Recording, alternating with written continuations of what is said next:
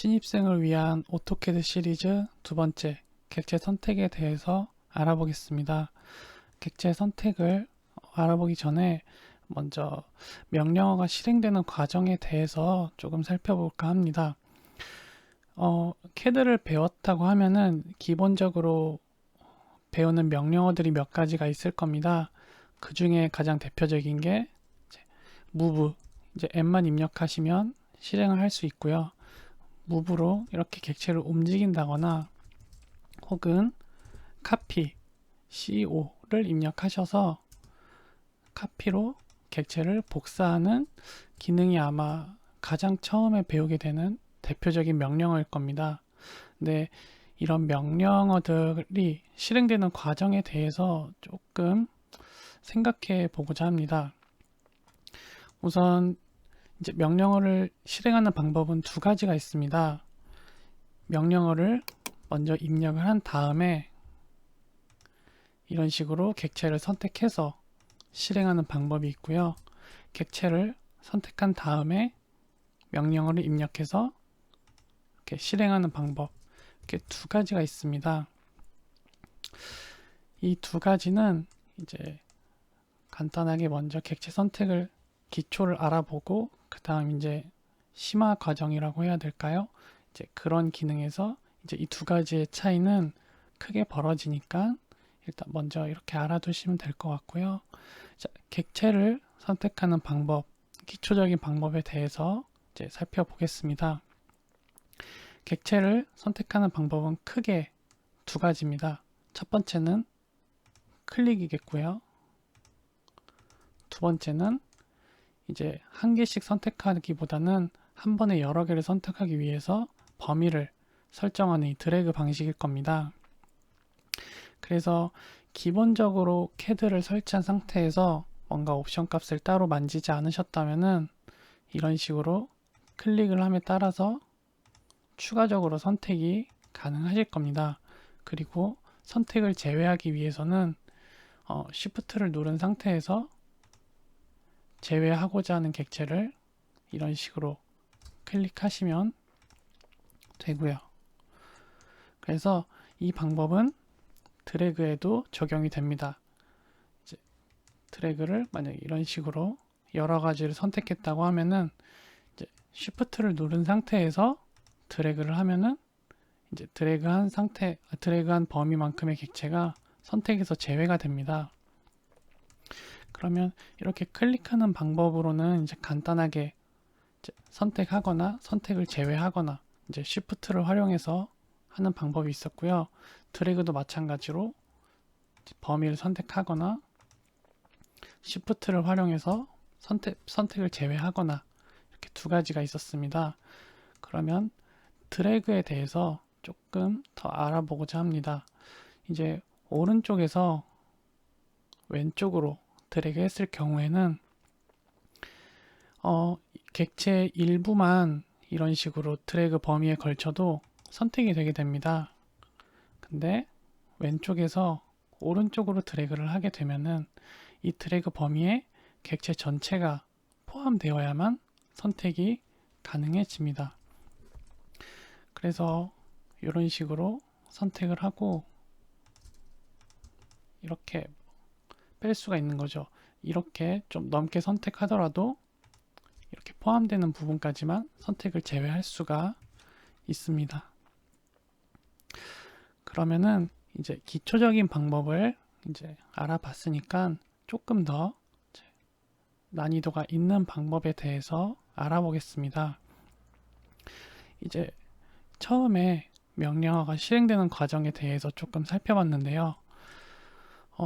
습관적으로 객체를 선택하고 명령어를 사용하시는 분들도 있을 거고 명령어를 입력을 하고 객체를 선택한 다음에 이렇게 명령어를 실행하시는 분들도 계실 겁니다.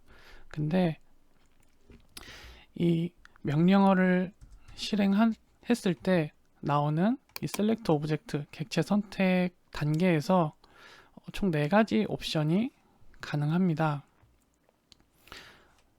우선 간단하게 먼저 하나를 보여드리겠습니다. 이런 식으로 move를 입력한 다음에 이런 식으로 객체 선택 단계에 있을 때 펜스라고 볼 수 있는 F를 입력하시면은 이제 제가 펜스의 형태로 선을 그릴 겁니다. 그러면은 선에 걸쳐진 모든 객체를 선택할 수 있습니다. 이런 식으로 말이죠. 여기서 이제 나는 이만큼 선택하면 됐다 하면은 이제 스페이스바를 눌러주시면 되고요. 그리고 이렇게 이동하시면 됩니다. 두 번째는 다시 move를 입력하시고요. 두 번째는 previous라는 기능입니다. 이제 앞 글자 P만 입력하시면 되는데요. 이런 식으로 방금 한번 객체를 선택했는데 모르고 되돌아갔을 때 이전의 객체를 동일하게 선택하는 기능입니다. 그래서 P를 입력하고 이렇게 하면은 이전에 선택했던 객체가 그대로 선택이 되게 됩니다. 그래서 이렇게 끌어올 수가 있고요. 나머지 두 가지는 이제 다시 무브를 하신 다음에 이제 윈도우 폴리곤이랑 크로싱 폴리곤이라는 기능입니다. 근데 이 두 가지는 거의 쓸 일이 없긴 한데 그냥 이런 게 있구나 정도만 알아두시고 앞에 펜스랑 프리비어스를 훨씬 더 중요하게 생각하시는 게 좋을 것 같습니다. 우선 윈도우 폴리곤은 앞글자 WP만 입력해 주시면 되고요. 그러면은 이제 범위의 형태로 선택이 가능해집니다. 근데 아까 왼쪽에서 오른쪽으로 드래그 했던 그런 형태의 이제 폴리곤으로 범위를 선택할 수가 있고요. 그렇다면은 좀 내가 보다 이제 선택의 범위가 넓어지게 되겠죠. 이런 식으로 선택을 할 수가 있을 거고요. 반대로는 무브를 하고 그 반대로는 크로싱 폴리곤입니다. 그래서 크로싱 폴리곤 앞글자만 따시면 되고요. 반대로 이거는 오른쪽에서 왼쪽으로 드래그를 했던 형태의 폴리곤을 생성할 수가 있습니다. 이런 식으로 말이죠.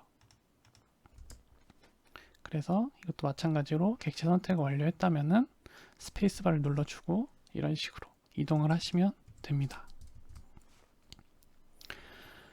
그리고 이제 이거와는 별개로 이제 CAD는 이제 대부분 2D의 형태로 사용을 하게 될 겁니다. 이제 저는 이제 건설업 쪽에 종사하고 있는데 건설업 쪽에 종사를 하시는 분들이라면 대부분 3D CAD보단 2D CAD를 사용하는 비중이 훨씬 높을 거라 생각합니다. 이런 2D CAD를 사용하는데 문제점은 무엇이냐면은 객체가 겹쳤을 때 선택하기가 굉장히 곤란하다는 점입니다. 그래서